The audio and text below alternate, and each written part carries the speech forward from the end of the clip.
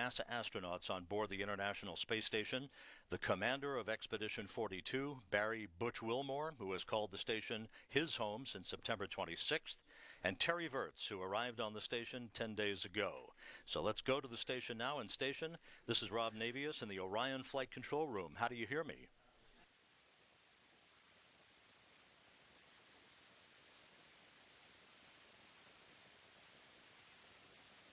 And Station Houston on 2, we're ready to start.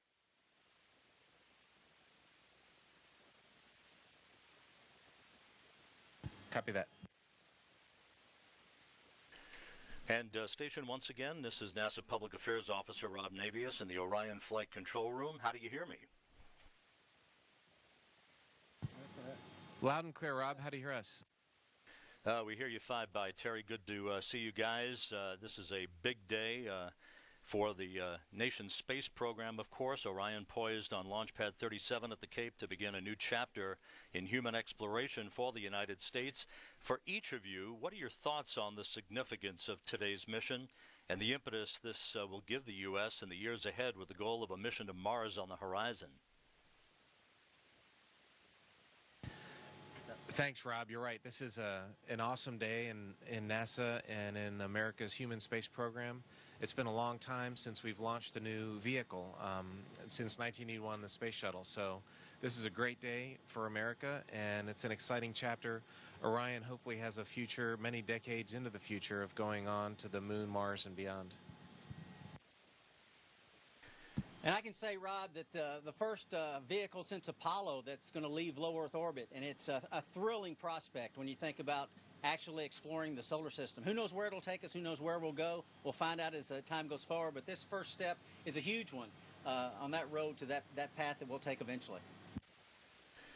Butch, as I mentioned a moment ago, you've been aboard the station for a little more than 2 months now. Terry is the newcomer, just 10 days into his long-duration mission.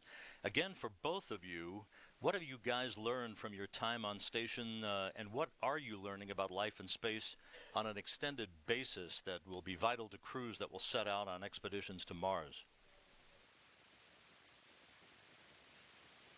I tell you, when I think about going long duration, Rob, it's definitely a lot of effort. There's a lot of work that's involved, but in this environment, it doesn't feel like work. We work out, physically work out, resistive exercise, aerobic type exercises, 2.5 hours a day. And when your body's not used to feeling that, when it does have that opportunity to get those stresses on it for a couple hours a day, it just really invigorates it. And we've learned much over the last decade about maintaining that physical readiness for places we may go or hope to go in the future. And it's going to be a big subset and a huge requirement when we go to places like Mars to make ourselves ready, physically ready. Go ahead and turn it off. Physically ready to go and do the work when we arrive at places where we have gravity once more. So I think about that aspect of it, being physically prepared and how the body responds to that. Just a couple of hours of effort a day, getting itself physically prepared, and it's a thrilling place to do it. A few other comments on that, Rob. The technical aspect of getting to Mars is going to be really challenging, and the space station has shown a lot of the physical things that we're going to need. For example, recycling. Today, Butch and I are working on something called Seadra that recycles carbon dioxide. It's part of our system that handles water, oxygen, and carbon dioxide. It's a complicated process, but it keeps those chemicals in balance and provides us with the water and oxygen that we need. And something like this is going to be mandatory for when we go off into the future. So learning how to maintain this equipment and how to operate this equipment is a big part of what the space station has shown us. And of course, we've demonstrated that people can live and work in space for an extended period of time and come back to Earth or come back to a gravity environment like Mars healthy and ready to go. So the space station has shown us already that we can go and do long duration exploration missions. And hopefully we can learn the lessons of the right way to do things and maybe the wrong ways that we don't want to do things also. There's lessons on both sides that we can learn from the space station and already have learned. And you guys touched upon this. The ISS, of course, has long been considered the platform for a journey to an asteroid or to Mars. Certainly the platform for cultivating these key lessons for the future.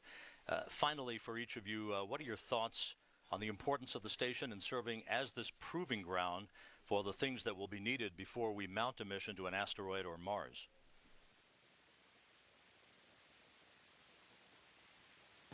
Well, like I just mentioned, Rob, the recycling system is probably one of the key technologies. Another one is the exercise system. Butch was talking about how important that is. And we're learning how to build machines that allow us to exercise and how to maintain those machines.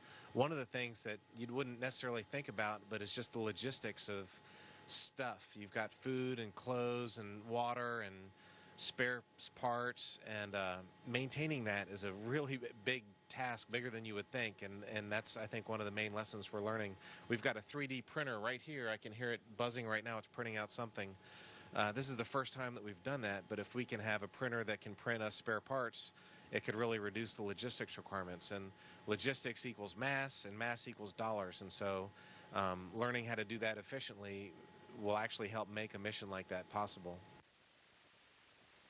Yeah, Terry pretty much said it. Everything that we do up here, even to our systems on board, are experiential, and we're cutting the very edge of knowledge and understanding as we go forward. We learn some things, and it directs us to different paths, and we take down those paths, and those are the things that are going to take us beyond low Earth orbit and to those far reaches of the solar system, as Terry was explaining. It's an exciting time, Rob. Well, Butch and Terry, thanks very much for all your time today as the countdown clocks tick backward toward the launch of Orion in GMT, which is your world, 12:05 GMT today on board the International Space Station, orbiting 262 statute miles above the Earth. Thanks very much. Fly safe, you guys, and once again, thanks for your time. And we thank you, Rob, and go Orion.